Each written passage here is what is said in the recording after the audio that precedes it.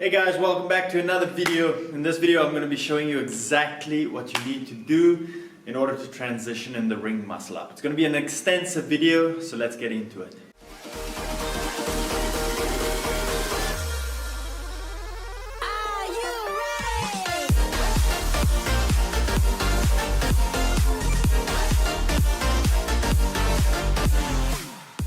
So first things first, if you're new to the channel here, my name is Jay from Explore the Movement. I'd highly appreciate it if you subscribe and let's grow the channel together.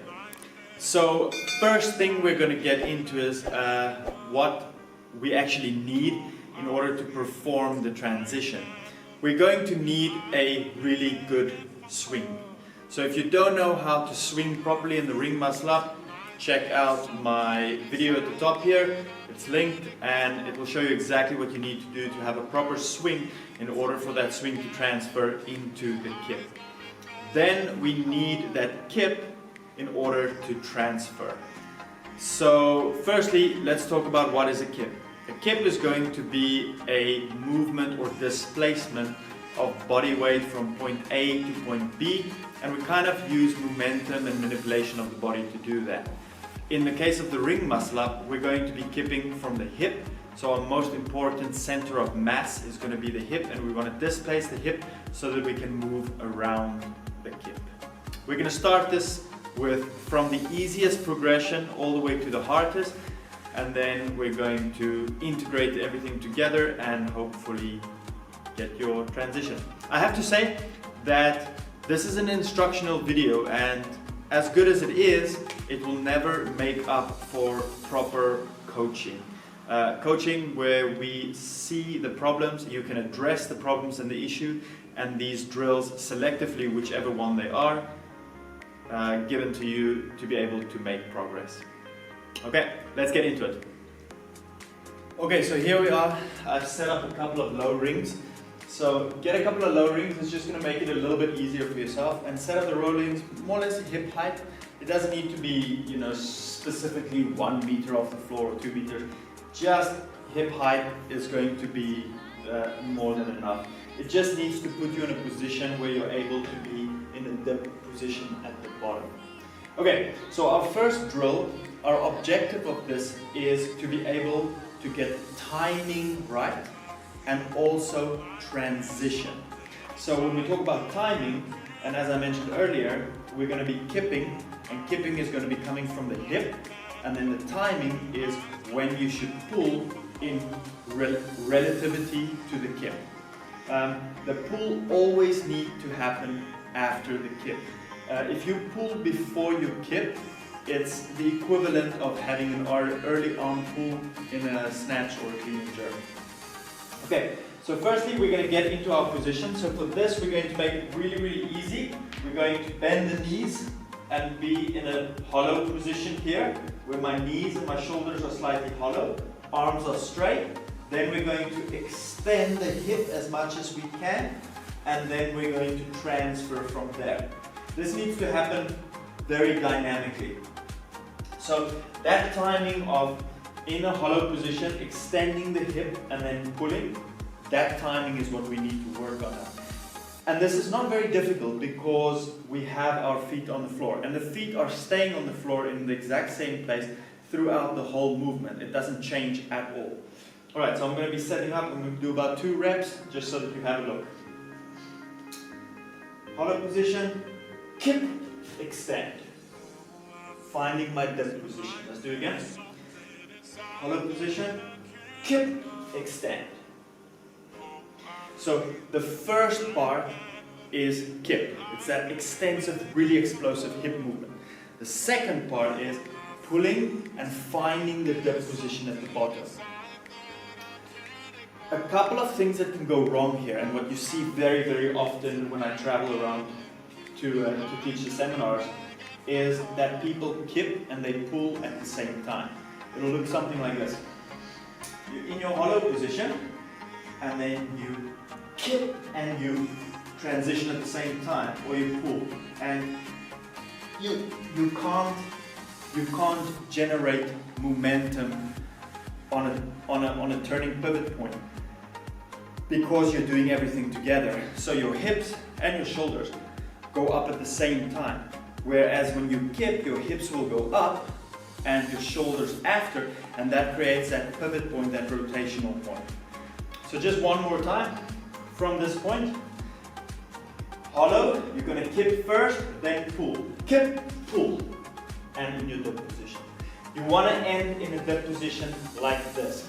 You don't want to be in the front here. It's a no-go area. Alright, we've got progression number 2. These progressions that I am showing you, they are from easiest to hardest. So just take that into account. As the video progresses, you're going to be seeing how to integrate later and later on in the video the harder progressions. So make sure you stay and watch until the end, because it does explain everything throughout. Don't skip ahead, because you do need the prerequisites in order to actually succeed in the transition there. Okay, so the next exercise is called a break point. We're going to take the exact same principle as we did with the assisted, where the knees were bent, but this time we want to kind of utilize that set principle to specifically adapt to the imposed demand. And for that, we want the legs to be straight, because straight legs means increased lever length means increased torque. So we need to increase the torque. So we're going to start this off very, very easy. I'm going to face this way. And we're going to do it at a scale where we're very successful. So I'm going to be leaning back here with straight legs. I'm going to form my hollow position. The first thing I do is kip and then find my dip. Kip and dip. So I did not bend my knees at all at any point. My rep was successful because I ended in my dip position here. I didn't push through and end here. And my timing was correct. I first kipped, then I pulled. I didn't do it at the same time. You'll find if you do it at the same time, some people's feet leave the floor. In the beginning stages of this breakpoint drill, it's not okay. In the later stages, you have to leave the floor with your feet in order to transition. So, why breakpoint? Well, breakpoint because you're going to progress the movement forward, kip, and transition. And if you're successful, you move forward every single time until you find your break point. For me, that's going to be all the way at the end, but I'm just going to show you a few reps of progression. So from here, we move down a little bit more, hollow, kip, I'm successful. I start walking in more. From here, kip, I'm successful. And you keep walking forward until the straps are straight down. So when they form a plumb line straight down, that's when you start adding plates. So let me do one rep here where they're completely straight, so you can see that in this position the feet are going to leave the floor because I have to obviously move back. I can't push the ribs forward. So bottom position here, hollow position, kip, transition, and I'm over. You can see now I'm already in the air. Pull, I landed in my dip position, and this is the dip position I was looking for. The final step to this progression is putting some plates under your feet until you reach the height where your feet and your shoulders are in the same height. You don't need to go higher than that. If you go higher than that, it becomes counterproductive. You don't want to do that. So abide by these few rules. Progress it slowly forward, add some plates until you get to the position, and if you're successful, you're almost already there to transfer. Okay, progression number 3. For this one, we're going to use a band. Now, I'm not too in favor of using bands when it comes to gymnastics, but it does have its place sometimes if utilized correctly. I used to be very much against this progression just because there is so much shit on the internet when it comes to this band and athletes utilize it wrong. But I'm going to try to clear the ground a little bit and explain exactly what I need and what I'm looking for out of this in order for it to actually make a positive transfer to the ring muscle and not detrimental to it. So put your band inside the ring. I just looped it through like this, and you're going to be sitting on it at the back and holding on the other side. The other side, I'm just putting it over and then holding onto the ring as itself here. You don't need to false grip or anything like that, just looping it over and then gripping it. So that when you sit on it, you're actually nice and comfortable on the ring. Okay? The strength of the ring is going to depend on you and your level. But if you need to use 3 or 4 bands, then you're not ready for this yet. Okay? So our position that we want to be in is going to be a hollow position, and what's very important is the feet and the shoulders should more or less be at the same height.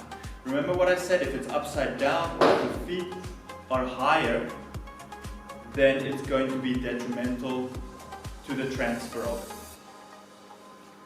So sit back onto the ring, have your arms straight, in a hollow position, so this will be your starting position. That hollow shape or dish position in gymnastics, because that's going to be the position we're going to transfer from over the rings.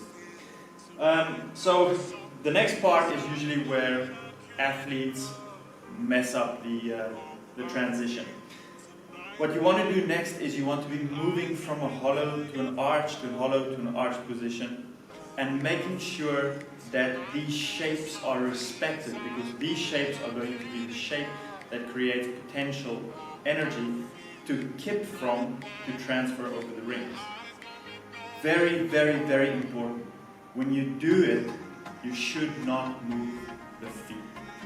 So when you sit back and you go hollow arch, your feet should more or less be stuck in space and time. This is tricky, but this needs to happen in order for center of mass to actually move. So position, hollow arch, hollow arch, hollow arch, hollow.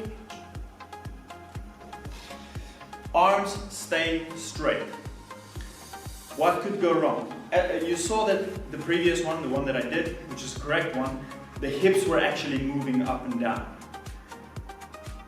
If we merely say that I'm looking for a hollow and arch position, we can totally do it wrong by not moving the center of mass, which means your hips are not going to get close enough to the rings to actually transfer. A wrong one would look like this. You're still in a hollow position, but now you're moving the feet and your center of mass doesn't move. It stays there at the same point where it was. Now we can't respect the kipping, which is kipping is moving center of mass from A to B using some sort of momentum or kipping movement. If your feet stay in the position, you're good to go. If your feet don't, I have a solution. We get a bench. We place a bench under the feet, and this will be, the bench will be your kind of marker or safety, but you don't want to touch the bench. So we sit on it again, I loop into it. So I'm going to do exactly the same drill as I did, but this time I don't want to touch the bench. So position, feet are up, hollow, arch, hollow, arch, hollow, arch, hollow. In this way now, we help and we start to educate that the feet should stay in the same place. They shouldn't rise higher, they shouldn't drop further, and they should just be on those skipping points so that we can change the center of mass. The final step will be actually integrating it and taking it to the rings. This final progression, well, close to final progression, will be to see how effective we can have the kip in order to get the hips and the rings as close to each other as possible without actually transitioning. So for this you do need a good swing. So like I said, if you need to check out the swing video, it's listed, and find it and watch it before you watch this transitional video. So for this we're going to be utilizing a good swing, and when we get to the end of the swing position we want to kip, meaning hip extension, and after that a guide or a pull to the hips.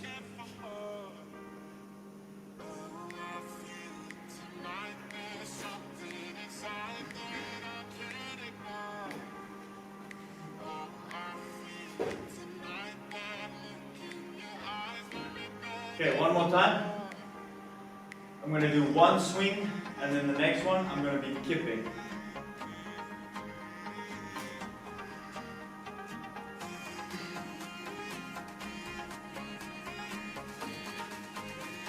What was really important in that swing is that at the top position of that kip swing, my shoulders were higher than my hips, and my hips were higher than my feet. If that was not the case, you won't be able to transition. Your feet will be above your hips and your shoulders, and when you sit up to transition, you will block yourself from actually going over the rings. If you're successful at this and you can touch the rings, there's no reason why you shouldn't transition. Okay? One good ring muscle up transition looks like this.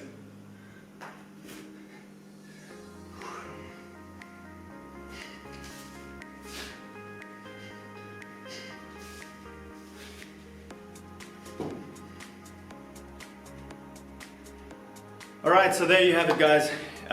This is an easy way to systematically progress yourself over and over on specific progressions in order to get yourself forward into the ring muscle up. Take it slowly. It is a skill. It needs to be developed. Don't rush into it. Don't skip progressions. Take your time, train successfully, and if you like this video, please leave a thumbs up. I'd highly appreciate it. If you consider subscribing, thank you for that, and I'll see you guys next one.